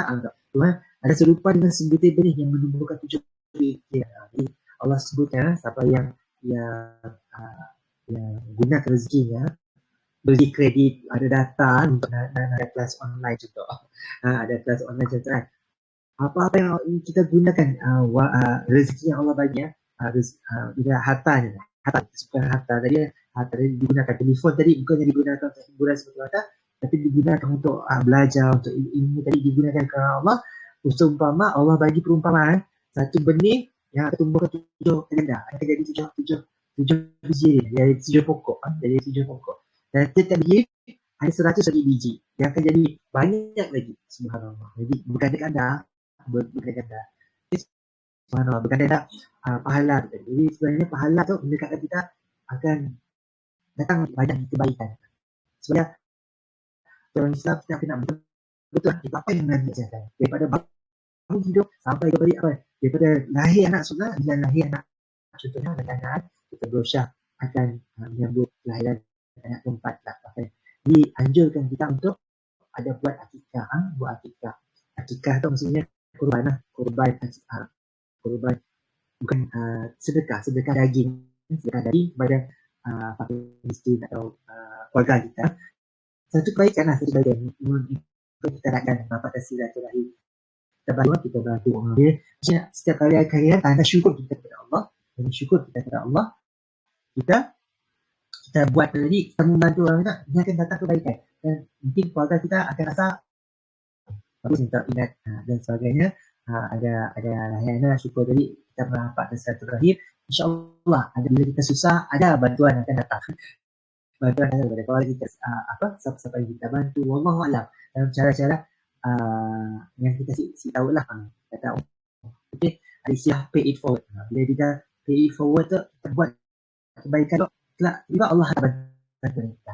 Untuk cerita waktu dengan cik baru-baru tu, berusaha kirian, kita coba minta ada sedekah, bukan berusaha sedekah air ke masjid, kita tolong hantar, tolong memudahkan, walaupun tengah berubah pergi nak pergi airport, bukan berubah lah, sehari lah, turun cun-cun masak. Sebenarnya banyak nak diurus biar anak sekolah dan sebagainya, jadi lihat memang menambah masa. Tapi Allah memudahkan gigi pasal, walaupun hikap lah sejarah berbaik dapat, tapi Allah memudahkan gigi pasal, lalu dapat masuk sekali dalam flight. Jadi dapat dimasukkan lah, dapat bercinta dari Allah memudahkan. So, kita bantu orang lain, Allah ada orang lain untuk bantu kita. Dan attendant tadi lah, kadang-kadang orang story kan, si Oleh nak balik tak, tinggal terus ada. Jadi alhamdulillah, bila kita bantu orang, insyaAllah ada orang lain yang bantu kita. Atau istilah orang masuk haram terserang. Jadi kebaikan kita berbaik, ada baik dan baik. Kita buat jari, ada jari akan baik. Itu Allah tu yang disebutkan kajaran. Dan kita kena tahu bahawa pahala tu bukannya Allah balas ke akhirat saja. Dekat dunia lagi Allah akan balas. Allah, bila kita semayang, kita datang masjid, kita rajin datang majlis ilmu online macam tu orang ingat kita, orang untuk lihat, bila kita susahkan bila ada aja orang datang membantu. Atau contohnya jadi bila kita datang ke masjid, kita ada bisnes dan sebagainya, bisnes apa tengok, lalu ada orang nak beli barang kita atau perlukan servis kita dan sebagainya. Jadi Allah, betul lah kita nak jalan banyak rasa yang hidup sendiri, bukan kita kata kita berserekor kata yang hidup bawah tempurung, kita tak manusia dalam komuniti jadi kalau kita manusia nak belajar hidup dalam masyarakat. Islam mesti ajar kita untuk sorang-sorang bagus dalam jemaah. Jadi Allah umpamakan hebat tamsilah atau misalan yang Allah bagi untuk motivasikan kita untuk kejar pahala tadi ya. Pahala tu tadi jadi Allah akan lipat gandakan bagi siapa yang ditinggalkan. Yang sebab apa? Allah yang memiliki semua benda yang dalam dunia tu dan semua alam yang ada. Ini Allah yang memiliki, yang Allah mengetahui. Allah yang mengetahui. Yang mengatur segala sesuatu. Kita tahu apa takdir. Kita walaupun kita ada free will, ada dapat memilih yang betul. Tapi Tuhan dah tahu sebenarnya. Tuhan dah tahu. Dan berdasarkan pilihan kita, Allah telah jadikan hukum-hukum. Contohnya Allah umpama fizik kita sebab oleh kerana bumi itu berputar sangat pantas, kita sibuk merasa 24 jam kita pusing, ada tarikan graviti kepada pusat bumi, G-force sebutkan G-force. Kita buat eksperimen sains kan, kita sangkut air, tadi kan kita pusing laju-laju, air dalamnya tumpah walaupun kita air tadi terbalik atasnya kerana ada G-force yang tarik benda yang keluar. Tapi oleh kerana sfera tu tadi pusing yang tarik pusat tarikan ke tengah-tengah. Jadi kita yang duduk kat bumi tu, oleh kerana ada tarikan graviti, apa-apa benda kita lepaskan yang ada yang berjisim, benda yang berjisim pasti akan jatuh sebabnya beratnya tarikan graviti tadi. Ini sama juga, setiap tindakan kita mesti ada efek. Apa-apa efek, apa-apa perbuatan kita semua efek. Semua ada efek. Kita buat kebaikan yang akan melekat akan kembali kepada kita. Setiap kejahatan kita buat akan merosakkan alam kita. Bila mana kita membiarkan kemungkaran berlaku, orang suka hati mengolah dosa, bukan kita berdosa, orang lain kita nanggar aja. Kita berdosa aja sebenarnya, membiarkan benda yang berlaku. Jadi alhamdulillah kita manusia, hebatnya orang Islam tu kita dihantar bukan sahaja untuk mengajak orang buat baik, cegah orang buat buruk, tapi ajak kita kepada Allah. Sebab kan yang dapat kita daripada berbuat dosa atau jahat tadi ya. Sebab orang yang yakin pada akta tadi dia akan cari kami nak untung lebih dan sebagainya tanpa mengingatkan benda yang akan menzalimi lah orang yang miskin dan sebagainya. Jadi kerana Allah, kita tengok Allah, cara Allah ingat kita pada doa ini ya. Balasan serupa ini diterima di dunia dan apa yang diterima di akhirat. Atau disebutkan tadi lah, ada teksnya sama cerita. Kerana kita baca tadi sebenarnya. Kita baca tadi sebenarnya, jadi kita ulang lagi dengan apa yang kita faham. Ini dan setiap kebaikan yang dilakukan akan dicatat oleh malaikat dan pada akhirnya akan mendapat pemberian saat pertimbangan hari hisab. Ini bagi yang baru memeluk Islam, mungkin kalau siapa yang sebelum tu Kristian sama lah ceritanya. Tapi bagi siapa yang tahu yang sebelum tu macam Kak Ila kita sebelum tu ikut ada ibadah. Jadi bila itu ada iman lainnya, itu cara fikirannya bila sial dan benda ialah kepercayaan kepada benda yang sial dan sebagainya. Jadi kalau dalam Islam kita tu ada sila malaikat yang mencatat amalan kebaikan kita. Jadi siapa malaikat yang mencatat kebaikan kan rakib dan mencatat keburukan atid rakib sebelah kiri kan. Jadi kalau Allah bila kita lihat tadi malaikat catat, maksudnya tadi ada buku selain pada Allah tahu, tapi ada buku yang akan ditunjukkan kepada kita. Macam orang parking kereta yang keluarkan saman kan, siapa besar keluar saman, siapa bola pala yang boleh voucher kan, boleh claim balik lah. Jadi adanya pun ialah catatan. Jadi kita dalam mahkamah ahli pengadilan pula bukannya dia sekadar bayangan aja, ada buku juga yang mencatat atau semua lengkap. Allah lengkap cipta malaikat, robot Allah, tentera Allah yang Allah hantar untuk seperti tadi saya dah komplain aku tu siap dia tu. Ni dah bukti nak pada saya dah mula lah tadi waktu kat dunia saya dah mula. Dosa saya dah benda dosa sekecil macam ni pun akan dibalas, kebaikan pun sama sekecil macam pun akan dibalas saya dengan pahala dan juga buruk pun sama juga. Subhanallah, Allah adil, kita yakin kita adil kan. Allah kita kena istighfar lah kalau kita banyak salah silap kan. Memang nak selalu istighfar satu kecayaan. Jihad istighfar je melatih kita untuk sentiasa tahu tempat kita dan tahu bahawa kita tu akan kembali kepada Allah dan kita mengharap kepada Allah dan kita tahu peluang untuk bertaubat hanya dekat dunia. Jadi kita nak banyak istighfar. Sebelum tidur jangan lupa untuk istighfar. Istighfar tu Astaghfirullahaladzim. Ampunilah aku ya Allah yang Maha Agung. Okey, Allah yang Maha Agung. Jadi ada satu kisah. Di kisah datang seorang sahabat tanya Nabi bertemu dengan baginda dan Nabi bertanya kepada sahabat tadi bertanya kepada Nabi, tamu yang datang hendak bertanya tentang kebaikan kah?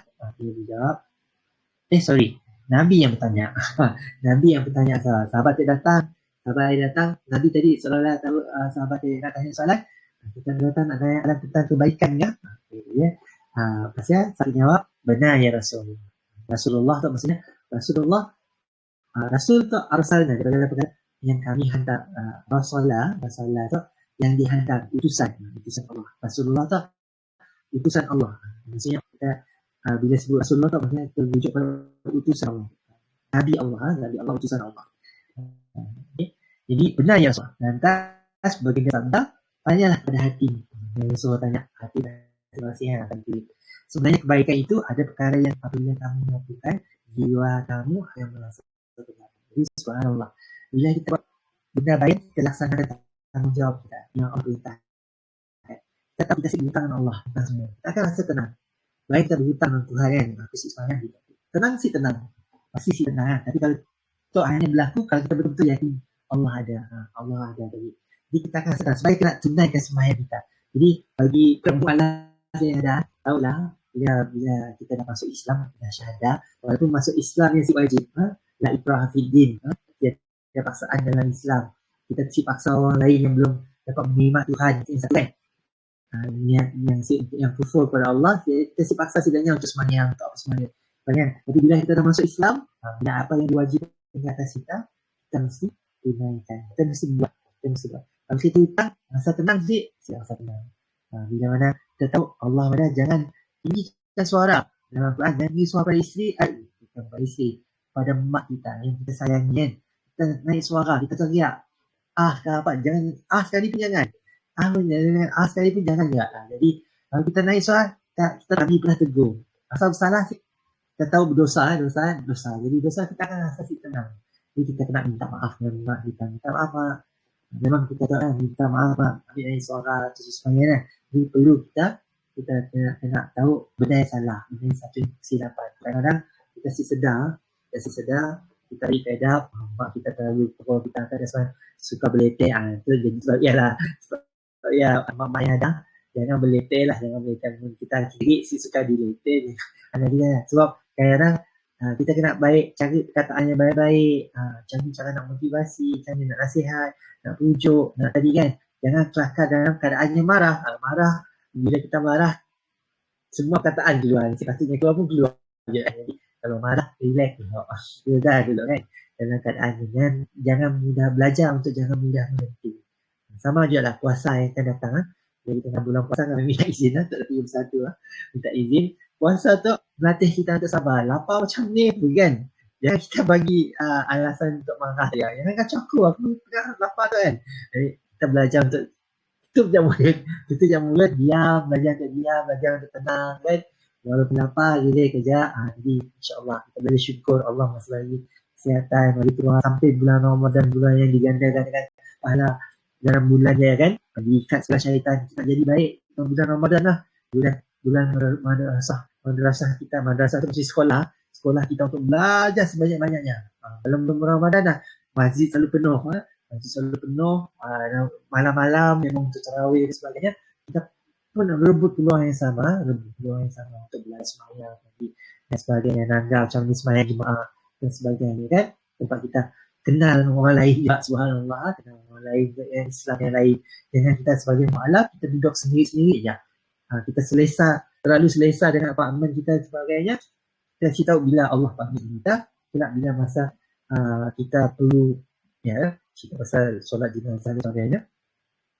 Kita baru nak bila dah meninggal baru nak harap nak dekat dengan masjid kan, nak tanya siapa orang mana masjid nak urus jenazah dan sebagainya. Jadi kalau kita memang ahli masjid, Ini masih si payah pun tunggal tadi, si fulan tu yang selalu datang semayang tadi meninggal. Meninggal. Orang terus datang. Terus datang. Si perlu ditunggal pun dah. So, ini untuk si datang semayang. Si datang semayang, contohnya tadi lah, si datang semayang dan sebagainya, dicari. Subhanallah. Jadi kenal Allah tu yang kita nak kejar sebenarnya, kejar networking dekat masjid ya. Subhanallah. Jadi alhamdulillah tenaga berusaha dah lama asyik datang kucing ke sebelah sini asyik datang. Dan alhamdulillah kami jadi executive kat masjid terserempak dengan pengungsi. Alhamdulillah. Jadi alhamdulillah banyak pengungsi dan sebagainya, ada si biro mu'alaf dan sebagainya, senang untuk kita sebelum tu memang selalu ke masjid ya kan. Jadi alhamdulillah. Jadi walaupun dah lama si datang, senang untuk kita walaupun dah bertukar kerja dan sebagainya, yang saya hubungannya networking dah ada siap. Subhanallah. Jadi kalau share lah kita tenaga hebatnya masjid kan. Ada tempat untuk jumpa orang yang baik-baik, untuk kita jadi hebat-hebat. Jumpa orang hebat, kita mungkin hebat. Untuk orang kita jumpa kat masjid yang hebat-hebat, doktor, engineer, pengarah dan sebagainya kan. Jadi kita sama orang hebat, insyaAllah kita akan belajar jadi hebat, tumpang kehebatan orang hebat je. Jadi insyaAllah sama lagi lah yang kita akan dekat dengan orang ngurus jenazah, dekat dengan ustaz dan sebagainya kan. Jadi belajar untuk dekat dengan masjid. InsyaAllah kalau suami tak dekat dengan masjid, kita tak banyak perempuan ni tak siap suruh setidaknya belajar untuk masjid. Dengan masjid je lah, apa yang dibelajar masjid akan dibawa balik ke rumah, kita pun dapat je manfaat yang sama. Jadi isteri senang lah, senang belajar untuk ajar anak, belajar untuk belajar ada kelas, belajar untuk anak yang tangan suami je. Tapi bagi kita yang orang yang lelaki tu ada tanggungjawab yang lebih ya. Kita nak ilmu sebanyak-banyak kat luar tu dan ajar kepada kat rumah tadi, pasti rumah kita ada Qurannya, ada hadisnya, memang ikutlah sunnah Nabi, sunnah Nabi dan sebagainya. Daripada bangun tidur sampai tidur balik kan, ajar semua dia ajar. Jangan harap ustaz jangan ajar. Kalau kita kediri pun boleh ajar. Kita jadi contoh kediri belajar dulu. Belajar dia cool lagi, amal, fadil dan sebagainya. Jadi subhanallah, Kak Ila kita dengar. Saya belum baca bacaan supaya okey, jadi kalau Allah Kak Ila, sebab dia lah pesannya kita, ikut kemampuan kita tapi terus belajar. Setiap kali waktu semayang tak pandai berdiri je lah. Si tahu lagi jumlah rakaat dan sebagainya. Tapi si patutlah si orang kita tak semua berdiri ya. Tak boleh tanya kami tu boleh tanya kami. Kita semayang kita ada 4 rakaat paling minggu. Kecuali pagi awal sebelum matahari naik dan sebelum matahari turun, maghrib tadi dia ajak yang berbeza. Pagi awal 2 rakaat, maghrib tadi 3 rakaat. Yang lain 4. Apa maksud rakaat tadi? Setiap rakaat ada set-setnya, ada panduan semayang lah. Kita ada kali sujud, ada kali rukuk yang duduk, kita berdiri tegak kali kan, baca Fatihah lah. Kami ikut reverse lah, tapi ikut tertib. Daripada berdiri tegak, kita tunduk, kita berdiri semula, kita sujud sekali. Ustaz, suara tersekat-sekat. Oh, tersekat. Internet dah start slow. Okay. Kalau internet dah start slow, data kami dah habis. Bukan data habis lah. Kami guna internet kediri je. Masih okey kah? Masih okey. Kami perlu renew kan sebelum kami teruskan. Okey lah. Okey, insya-Allah. Okey. Setakat tu macam ni kita asal. Jadi, okey. Jadi kita setakat situ je. Kami unshare screen dulu. InsyaAllah kita sambung tajuk tu. Kita akan pecut lah. Esok banyak lagi sebenarnya. Kita masuk lagi permasalahan dalam pahala dan dosa tu. Pahala dosa tu tadi. Kemudian kita nak tahu juga bagaimana memang ada perhitungan, tapi ada cara-cara untuk masuk syurga tanpa hisap tu. Jadi dapat kita masuk syurga tanpa dihitung pahala dosa tu. InsyaAllah jawab esok lah. Kita ada istilah sijin dan ilin ni. Esok juga kita akan cerita apa yang dimaksudkan sijin dan ilin ya, istilah-istilah dalam Islam insyaAllah. Jadi kalau Allah okey kah? Setakat tu ada soalan lagi kah? Setakat yang kami mendengar. Jadi kita dapat bayangkan lah, esok insyaAllah kami akan cerita pasal dosa. Kalau kita buat pahala tadi, kita akan rasa tenang. Tapi kalau kita buat dosa, terbalik. Kita akan rasa sedih, kita akan rasa si senang hati. Tapi bila mana kita buat dosa tapi kita si rasa apa-apa, sebenarnya hati kita dah gelap. Hati kita dah gelap, dah si rasa apa-apa, dah jadi syaitan. Dah jadi setan lah. Atau na'udzubillah. Memang ada tempat lain lah kalau setan. Dah jadi macam setan, buat dosa tanpa rasa bersalah. Betul lah, kita perlu start takut lah. Kalau kita sendiri tahu kita pandai diri kita, kita dengan senang-senang menipu. Dengan senang-senang kita tinggalkan semayang. Senang-senang. Maksudnya, something wrong dengan hati kita. Jadi, Alhamdulillah, Ila dah sampai tahap, walaupun yang baru masuk Islam baru lepas, beberapa hari ke-4 atau hari ke-4 hari ke-4 sebagai seorang Muslim, tapi ada oleh kerana hati yang ikhlas, hati yang jujur, walaupun kita tadi memang si pandai semayang, memang ada rusak lah untuk saudara baru, ikutlah belajar lah ikut kemauan. Kalau terpaksa tengok telefon dulu nak, belajar tengok telefon, tapi sampai bila kita kalau Agung atau YB lah, kali pertama boleh tanya maafkan kan, kali kedua, kali ketiga, kali keempat, berapa kali dia boleh maafkan kan, sama-lama boleh maafkan kan. Jadi kita kena belajar sampai tahap kita dah tahu dah Bismillahirrahmanirrahim, Alhamdulillahirrahmanirrahim, Rahmanirrahim, Maliki Yaumiddin. Tadi macam Ila Al-Fatihah memang dah hafal kan, cuma bacaan tahiyat lagi yang belum. Jadi cuma nak tahu pergerakan tadi. Jadi ada video-video memang si ada baca kan, ada kurang bab membaca lah, tapi boleh tengok video panduan. Kalau solat subuh 2 rakaat macam mana, macam ni tadi macam ni. Okay, insyaAllah suara dah okey. Memang bila kita share screen ada pakai data jugalah, jadi memang masalah selain slow kot untuk masalah telekomunikasi kita nak Malaysia tu kan, memang ajak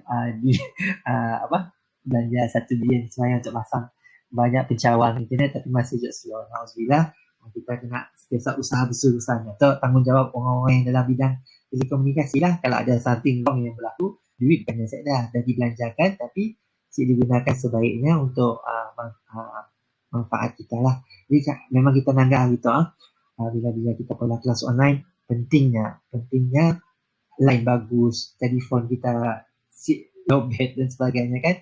Jadi semua tak perlukannya lah. Jadi laksanakan tanggungjawab kita. Sekiralah kita tu seorang doktor kan, seorang yang sales gitu lah, seorang yang dah kencing kah, kita laksanakan tanggungjawab masing-masing. Sebagai ibu kita laksanakan tanggungjawab kita sebaiknya untuk didik anak kita, pastikan si campur dengan orang kawan-kawan yang salah. Sebagai seorang isteri kita laksanakan tanggungjawab kita, hiburkan suami kita. Sebagai suami kita jaga keselamatan isteri kita dan sebagainya. Subhanallah, kita lagi kan Cynthia yang baru sama juga dengan Ila buat syahadah gitu. Alhamdulillah, tapi dah hujung kelas dah kita tu. Jadi kerana Allah mungkin tengah bekerja dah, sambil bekerja subhanallah ikut kelas. Jadi alhamdulillah, satu kita cerita tentang pahala dan dosa tu tadi, satu yang basic dalam Islam, nak motivasikan kita. Jadi pahala tu suatu kita kena belajar kerja. Bila Nabi sebut pahala, Allah sebut akan diberikan digandakan pahala dan sebagainya, kita kena belajar untuk kejar pahala. Walaupun benda yang hanya contohnya tadi, ada orang tadi yang dapat kayu tengah jalan yang akan menghalang orang akan sepak, dan kita alih kayu aja. Kerana iman kita kepada Allah ialah antara cabang-cabang iman, kita buat sesuatu kerana Allah suruh. Bukan sebab manusia suruh dan sebagainya. Bukan rumah kita pun, bukan jalan raya kita pun kita tolong bersih kutip sampah, kita alihkan tak sebenarnya. Kita buat kerana Allah akan balas. Kebaikannya. Kita rasa tenang kan, kita tolong bersihkan, kita nak tolong bersihkan. Itulah benda-benda yang Allah akan bagi pahala, insya-Allah. Benda-benda baik pasti Allah akan bagi pahala. Jadi semua yang Allah Nabi contohkan dalam hidup Nabi, apa yang seperti kita belajar untuk lakukan. Jadi kerana Allah, alhamdulillah, orang beramal sedekah air masjid, atau bila ada usaha-usaha untuk mengajar orang kepada kebaikan. Pastikan kelas-kelas macam tu berlaku. Kita nak perbanyakkan kelas-kelas macam tu. Bukannya kami seorang yang mengajar dekat diri, kita nak banyakkan macam Kak Faridah tadi. Kak Faridah, kita dapat kelas kecil-kecil kan. Kelas kecil-kecil, masing-masing tanya kelas discussion tentang pahala dan dosa. Ada yang confused kan. Terus kita tu mengisi kah dosa mak bapak kita mau ngisi kah dosa Nabi Adam tadi kan, contohnya Nabi dosa orang lain, macam ni dalam Islam. Kita tidak apa mana, masing-masing, kubur masing-masing, dinilai masing-masing. Betul lah konsep pahala dosa dan tu. Kita kebaikan, tapi kita hebatnya pahala tu tadi Allah pemurahnya, dia bagi pahala kat kita, contohnya mengajar kepada kita orang. Bila kita orang amalkan apa-apa ilmu tu, Allah baiknya Allah bagi pahala kat kita orang, tapi Allah bagi juga pahala kepada orang yang mengajar. Itu hebat kalau kita sampaikan ilmu, supaya kita nak rebut peluang, ada peluang untuk bimbing. Bukan ikut kemampuan kita, bukan kita seorang ustaz kan, ikut kemampuan kita, apa yang kita tahu, ajar orang lain apa yang kita ajar semayang, ajar ikhra kan, ajar konsep pahala dosa, dah belajar gitu kan. Apa maksud pahala? Pahala adalah ganjaran. Apa maksud dosa? Dosa adalah balas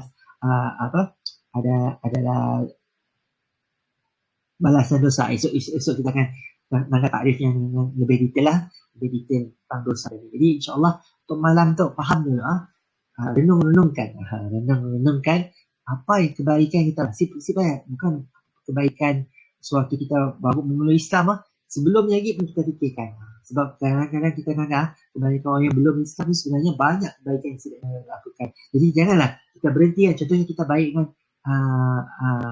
dengan anjing. Walaupun anjing yang haram kepada kita, tapi kita baik dengan anjing kebururan kita bagi makan. Yang haram kepada kita pegang yang haram. Tapi kita pastikan anjing-anjing yang asyik terbiar dan sebagainya kan. Tapi jangan sampai mengundang fitnah. Kita lagi melihara masuk dalam rumah dia. Uduk yang tadi disimpan orang jadi fitnah. Betul. Akhlak semua benda dah sama ke belum kan? Jadi wallahualam. Jadi jangan sampai fitnah kepada kita lah. Kat Malaysia tu bukan satu amalan. Tapi kalau di Arab Saudi dah biasa asal-asal tu jaga depan rumah dan sebagainya kan. Jadi satu kebiasaan. Tapi kat Malaysia jadi satu fitnah. Kalau yang kita nak memecah belahkan lah, dan fitnah kepada kita tadi. Jadi yang haram dalam Islam pegang masuk. Jadi tapi bukan bermaksud menghalalkan. Menghalalkan kita ambil batu tikam kat asuk. Ya dah menzalimi asuk kan, makhluk Allah juga. Jadi sama je lah, babi ke apa kan. Jadi bukan sampai tahap kita tadi menzalimi. Itu jadi satu dosa lah, Jadi Allah, tapi bila kita makan daging, jadi yang nyata dah haram kepada kita, asuk pun haram untuk dimakan kan. Haram untuk dimakan, jadi janganlah kita makan. Bila makan jadi satu dosa. Melainkan tadi keadaan yang darurat. Kita cerita pasal hal haram minggu lepas kita dalam keadaan darurat untuk benda yang berbeza, yang haram boleh jadi halal. Untuk yang jadi isu kini tu jadi berusaha bukan nak komen pada dua orang, kalau siapa-siapa ada follow lah, ada dua orang ustaz dalam online gitu tengah berbalah dari segi nak ikut Nabi ke ikut ulama tu maksudnya orang alim lah, orang alim guru-guru kita. Kalau contohnya tadi Nabi pada halal, tapi ulama dia pada haram. Mana yang nak ikut? Halal, Nabi pada halal dalam hadis kan, dalam satu hadis Nabi sebut halal, tapi ulama pada haram. Jadi seolah-olah bunyinya yang disebut yang kami quote directly Nabi pada pergi kanan halal lah, kanan. Tapi ulama pada pergi kiri, kan berlawanan kan? Sebenarnya nak ikut Nabi kah? Nabi atau nak ikut ulama kita tadi. Jadi kena Allah, kalau Brosya setuju pandangan kita kena ikut ulama. Sebab apa? Kalau kita tanggal satu hadis saja, kita fahaman kita mungkin salah. Nabi tu banyak sebenarnya kita sebut halal haram minggu lepas kan, halal minggu lepas. Hukum asalnya harus atau hukum asalnya halal, tapi ada keadaan tertentu diharamkan. Dan ada keadaan hukum asalnya haram, tapi keadaan darurat dihalalkan. Bagi ulama kadang-kadang yang ada sandaran kan, Nabi sebut dalam tu atau keadaan contoh, maka disebutkan yang haram. Supaya kita gini-gini pun kena balik pada guru kita atau mufti kita yang memfatwakan. Sama tadi macam tanya tentang mandi safa. Boleh. Kita nak ikut Nabi sih pernah sebut. Nabi sih pernah sebut tentang safa. Wallahualam. Setahu kami sedar. Kalau kata kita sama-sama semak, sama ada betul nak kami. Mungkin kami pernah baca, pernah mendalami. Tapi setahu kami, dia daripada daripada sebelum-sebelum lagi lah. Sebelum lagi. Jadi, siapa Madam Jess tadi? Madam Jess ada soalan? Ada yang bertanya? Hari tu kita cerita tentang pahala dan dosa. Mungkin sebelum tu tengah kita pernah cerita je tentang dosa warisan. Dia boleh tanda rakaman sebelum tu yang mana tadi pun kita dah sebutkan sekali yang mana dalam Islam kita dosa warisan. Jika bapaknya seorang pembunuh, siklah kita bunuh anaknya kan, siklah kita bunuh cicitnya. Hukum bunuh je. Bapaknya pembunuh semua di label pembunuh, sik macam ni. Bapaknya pencuri semua untuk keluarga pencuri. Macam ni kita set istilah dosa warisan di sini. Ada soalan tak? Okay, jadi kalau kita santai-santai sebelum pukul 10 tu rasanya dah rasanya berhenti kat setakat pahala dulu. Faham bahawa pahala tu satu ganjaran yang Allah suka kalau kita usaha atas pahala. Pahala tu akan balik kepada kita di dunia lagi. Bukan kat akhirat kelak, bukan kat akhirat kelak je, tapi kat dunia tu lagi kita akan dapat kebaikan. Bukannya di akhirat aja lah. Kita kena faham. Semua yang Allah perintahkan untuk sembahyang, untuk bayar zakat, untuk puasa, untuk pergi haji, ada kebaikan. Pergi haji kita akan belajar kisah Nabi Ibrahim. Kita akan mendalami Nabi Ibrahim, apa yang dia buat ya, Ibu Maryam yang isterinya Siti Hajar yang melahirkan Nabi Ismail, tentang kelebihan Zamzam, tentang kiblat, kita akan belajar tentang kiblat Kaabah, kelebihan Kaabah dan sebagainya kan. Untuk yang kita akan satu yang besar lah, dan kita akan menyimpan ya, mungkin kita belanjakan semua harta kita, saya dah tabung untuk ya, andai kata darurat ada dah tabung kita dari standby ya, tabung yang kita untuk haji, jadi kita dah standby untuk apa-apa keperluan lah. InsyaAllah kalau kita terpaksa gunakan tabung haji kita untuk keadaan darurat ini, untuk hospital bill kan, untuk bantu keluarga kita dan sebagainya, pahala haji kita dah ada. Walaupun kita Allah tadi dah sebut semua atas takdir Allah pilih kita untuk jadi tetamu Allah di haji tadi. Kita nanggap betapa banyaknya setiap tahun dah sampai dah giliran untuk pergi haji, tapi oleh kerana bersihat atau iman cukup kuat, orang bersedia, atau kadang-kadang banyak sebab pergi je. Dah sampai giliran bukan ada duit dah ada, tapi pergi je. Jadi kadang-kadang yang terbuka lagi pintu untuk kita. Jadi contohnya kita dah cukup dah simpanan kita boleh merayu untuk ganti orang yang mau pergi tadi kan. Jadi kerana Allah, kalau kita kuat, kita belum lagi haji, siapa yang belum haji situ, yang asal dah hujung-hujung, usahakan, sebab ialah peluang sekali semua hidup kita untuk apa? Untuk dapat pengampunan yang memang balasannya set lain lah, memang syurga lah. Hebatnya haji tu tadi, dosa yang terdahulu diampunkan dan dosa yang akan datang pun akan diampunkan sebelum kita meninggal dunia. Subhanallah, sebab nak jadi haji tu, orang yang pegang title haji tu sepatutnya dia dah latih dirinya untuk sentiasa dekat dengan Allah, sembahyangnya, puasanya, memang dekatlah dengan dekat Allah, Jadi bukannya sekadar melancong, bukannya sekadar melancong pergi Mekah macam ni aja, tapi betul-betul nak menghayati betul pengorbanan. Satu pengorbanan perjalanan 1 bulan setengah, bukannya sekejap 1 bulan setengah tinggalkan keluarga dan satu pengorbanan yang besar, satu yang mudah untuk dilakukan. Jadi kerana Allah, haji tu pasti pahalanya sangat besar. Sampai yang dapat pergi haji sangat besar. Sial kita kadang-kadang umat Islam seluruh dunia, kita akan dapat tinggal apa pangkatnya kan, tua kan muda kan yang pergi haji tadi, kadang-kadang sama je di sisi Allah. Dan kalau dapat meninggal kat Mekah tadi, satu pilihan yang luar biasa lah. Jangan kita fikir sebagus-bagusnya kubur aku mesti dekat kampung je, asyik. Sebab bila dah meninggal kita dah gagal pasal dunia lagi, kita dah gagal apa amalan pahala lagi yang kita bawa, atau berapa banyak dosa kita yang kita sempat nak minta ampun, nak minta Allah tahu kita taubat tadi, taubat pada taubat nasuha tadi, kita sempat berhenti dan sebagainya. Berapa banyak dosa yang kita tadi sempat. Jadi insyaAllah besok kita akan masuk mendalami soalan permasalahan lah dalam dosa. Boleh dosa yang dah berlaku tadi dipadamkan, dihilangkan. InsyaAllah dia padam dengan taubat tadi. Taubat tadi maksudnya jangan ulang sampailah kita betul-betul jadi bagus. Bagus kita pola lagi. Kita kelakar benda yang sia-sia. Kita mengumpat. Walaupun benda yang benar atau kita cerita keburukan orang lain kan. Keburukan orang lain maksudnya gibah, bukannya fitnah. Gibah tu maksudnya kita cerita keburukan orang lain. Walaupun benda yang benar tapi kita mengumpat.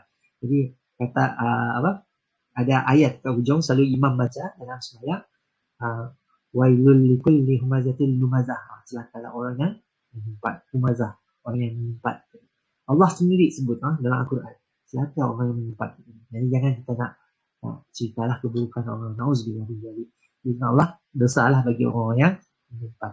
Jadi orang bukan Islam pada yang sebelum kita Islam, kalau kita memang dah tahu, dah yakini benda tu terbaik.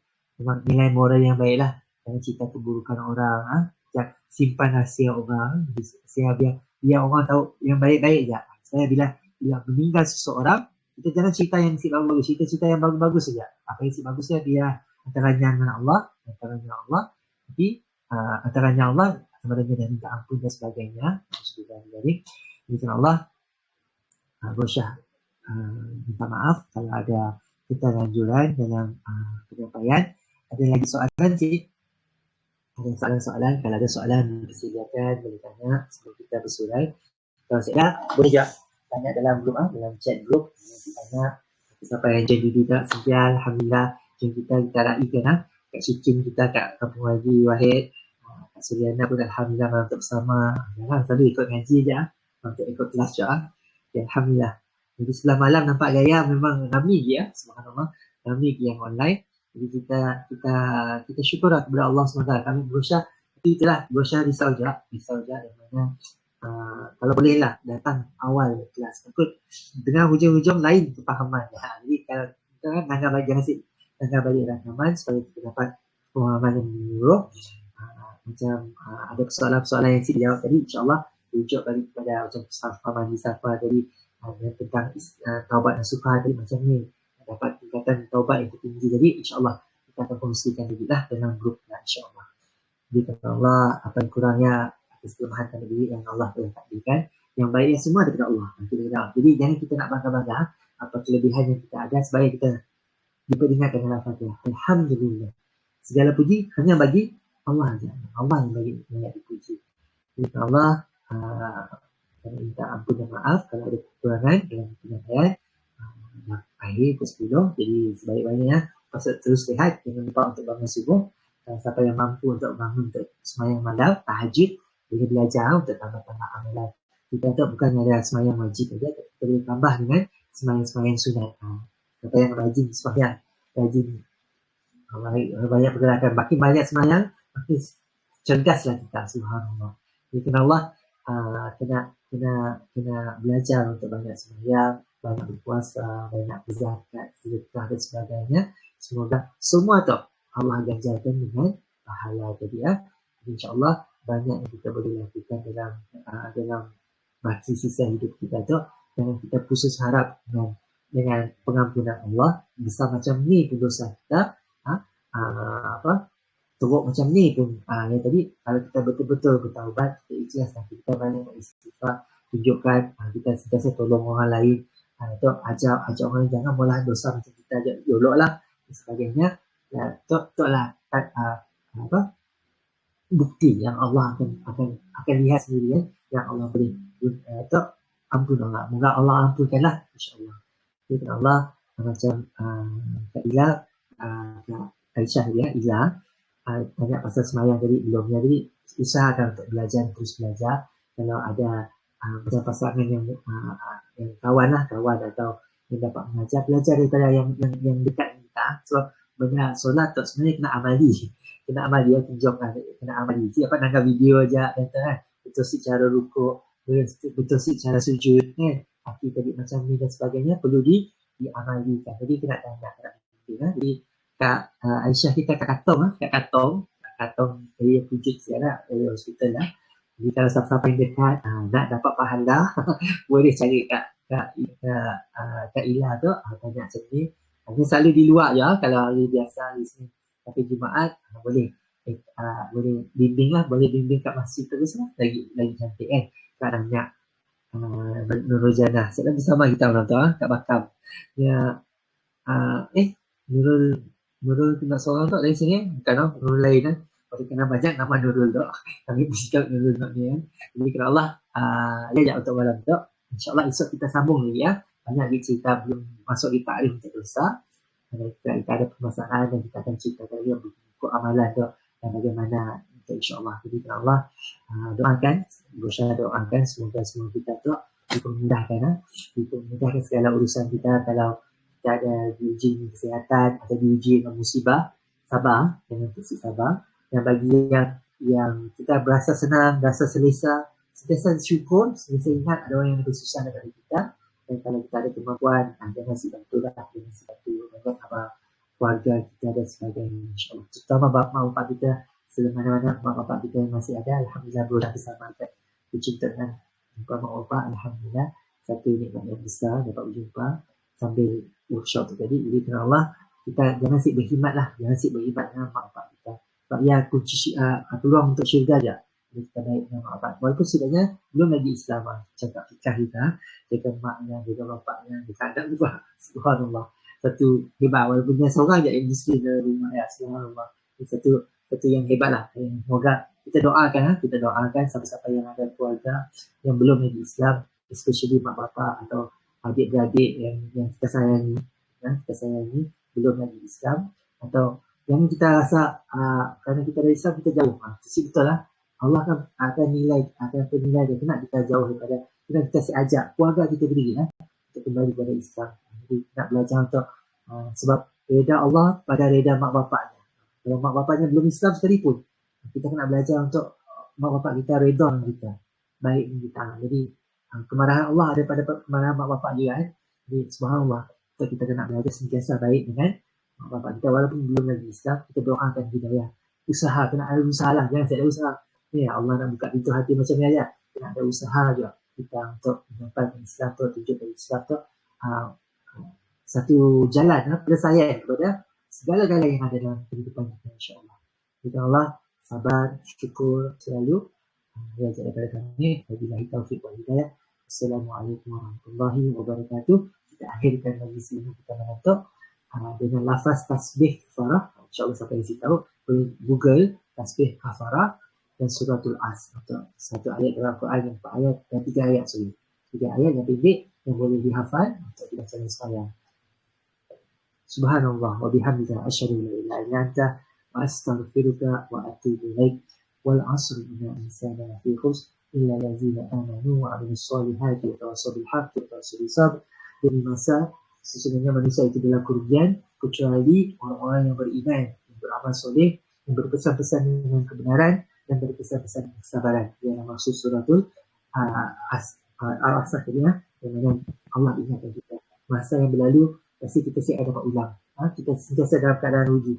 Melainkan kita gunakan masa kita untuk beringat, sentiasa ingat Allah, beriman, ingat Allah, beramal soleh. Buat sebagaimana amal kebaikan, sentiasa belajar, sentiasa ikut kemampuan bekerja dengan jujur laksanakan tanggungjawab, bukannya goyang kaki, makan duit kopi tunggu gaji ujung bulan kerja seolah banyak siap dan sebagainya. Ya, bukan kita orang Islam. Kita buat banyak apa soleh kita. Kemudian kita sentiasa mengajak orang kepada kebenaran. Buat yang baik, buat yang benar. Kita sabar. Walaupun orang si dengar nasihat kita dan sebagainya, kita jangan putus asa. Kita sampai kepada diri sendiri untuk supaya kita jadi jaga semayang kita.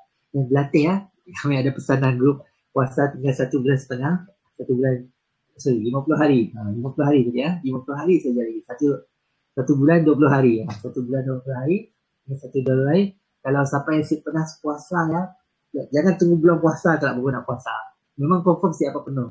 Kalau baru first time di Isnin Khamis sebenarnya si wajib benar puasa si wajib. Kalau si tahan buka puasa. Kalau si buka puasa maksudnya cuba dulu puasa. Pertama sampai pukul 10 si dapat pecah puasa, kelak cuba lagi habis hari lain. Kita nak kecuali hari Jumaat jangan puasa. Bagi yang laki-laki hari Jumaat si digalakkan untuk puasa. Hari-hari lain tak ada masalah. Nak puasa hari-hari pun tak ada masalah. Tapi sebenarnya si digalakkan Yang dianjurkan hari Isnin dengan hari Khamis. Dan ada istilah 15 setiap bulan ada puasa bid atau puasa tengah bulan. Bulan Islam, bukan bulan biasa kita tu Februari, bukan 15 Februari, 15 Rejab. Dia ada setiap bulan 15 Rejab, 15 Syakban, ada puasa-puasa tengah bulan tengah bulan. Jadi kalau Allah banyak-banyakkanlah amal soleh. InsyaAllah kita akan siapkan walaupun masa banyak macam ni pun lalu insyaAllah kami doakan untuk semua. Diajak kita jumpa lagi esok malam insyaAllah dengan Allah. Okey, diajak. Assalamualaikum warahmatullahi wabarakatuh. Sekali lagi, jom kita masing-masing tak ingatlah kalau untuk sebelum tidur kami just nak ajarkan, jangan lupa ada di share oleh tak, jangan lupa untuk baca doa itu. Bismika Allahumma wa ahya wa amu. Bismika dengan namamu, dengan namamu Allahumma ya Tuhanku, aku hidup dan aku mati. Ialah maksud doa tidur tadi. Jadi jangan dia hafal yang bahasa Arab maksudnya si dia hafal.